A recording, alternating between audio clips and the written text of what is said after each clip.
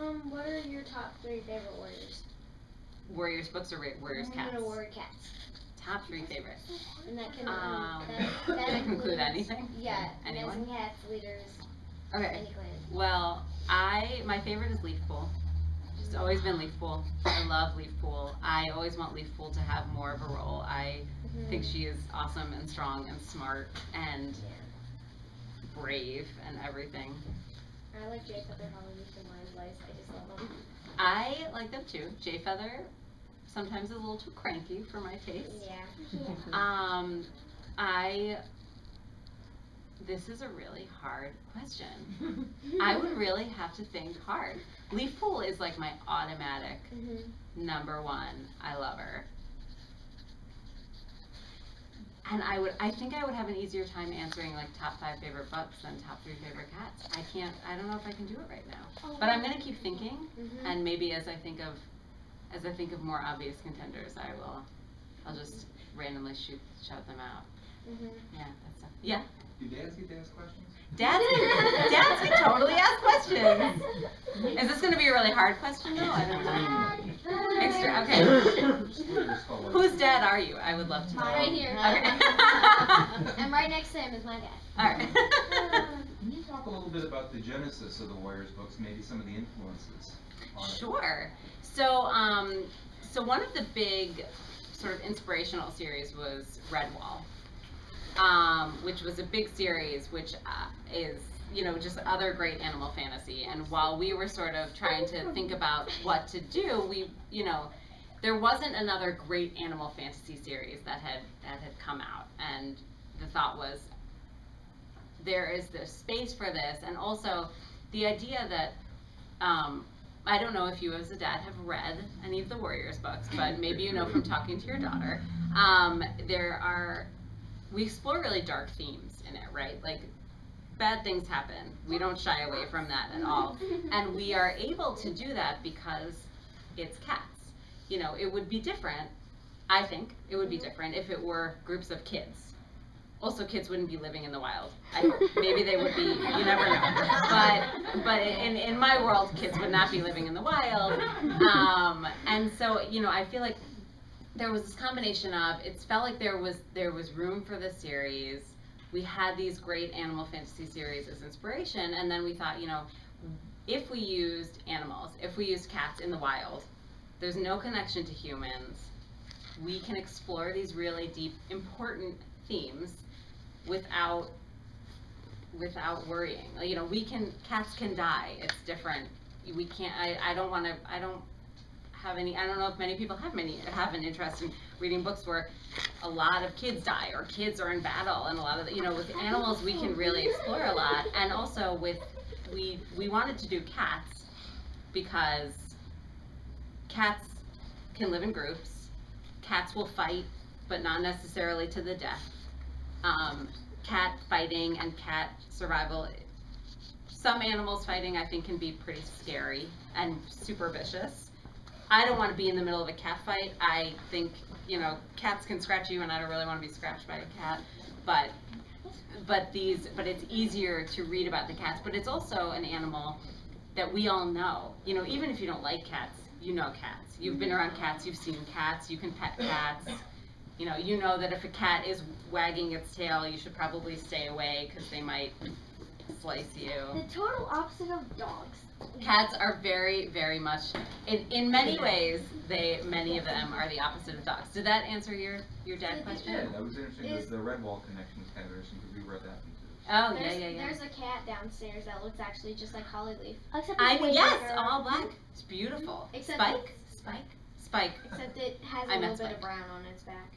I got to pet Spike a little. I actually have a pet dog, and I have been, traveling, talking to kids about the Warrior series for the past 2 weeks, and so I'm going through a little bit of dog withdrawal. So it was nice to be able to need the cat a little.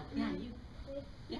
Out of all the cats in the Warrior series, any cat from any books. Are you gonna ask me top 3 favorite? Because I already said I couldn't answer that. Least favorite. Oh, my least favorite. Out of any cat. Oh, that is a really good question too. Like least favorite, I kind of just never want to read about them. Yeah. Saul. Know about them.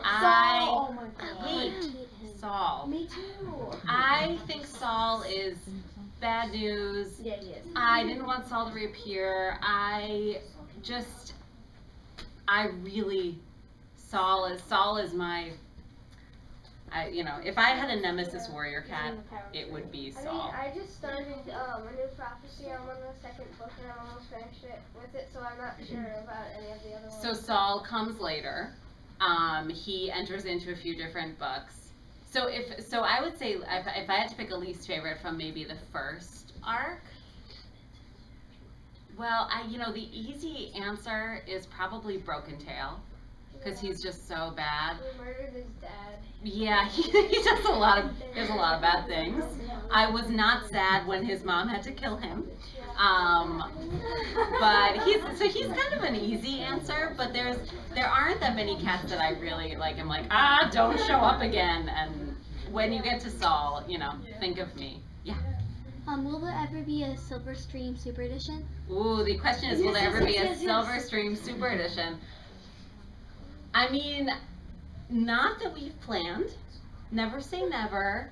Again, with the Super Editions, I feel like with Silverstream, we kind of know, we sort of know where she came from, because we saw her, we sort of saw the Crooked Star's Promise, like how that kind of led to her, and I feel like obviously we know her with Gray Stripes, so I don't know that there would be enough for a Super Edition.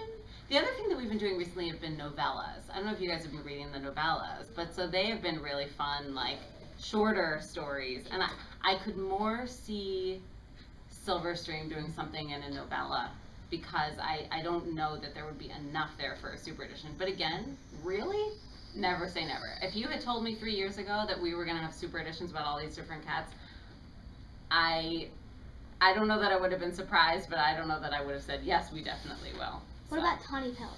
Yeah, Tawny. I love Tawny Pelt. Oh, she's awesome. Again, no plans except Tawny Pelt. I could more see it, because then we could be in Shadow Clan and we could see everything. Tawny Pelt will definitely still be around for this next arc of Warriors, though. Yay. She's gonna be. They already have one. Spotted Leaf again is not. I don't know about Super Edition about Spotted Leaf. Oh, is she gonna be around in the next arc? Was that your question? She probably will be oh no, she won't. She won't be. She's dead. No. She's dead forever. She's gone forever. Yeah, Spotted Leaf is not coming back. That's sadly. so sad. Yeah. What do you think Jay Feather would have done if Leafpool had given him the name Jaywing? Because in the ancient. Oh. You mean what do I think would he have done? Like when?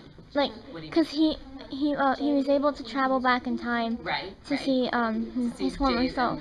Well, oh, you mean if his name was Jaywing in the present, Yeah. or Jaywing in the present, and then he had gotten, I don't know. I think his mind would have been blown. Like, I think he knew. I mean,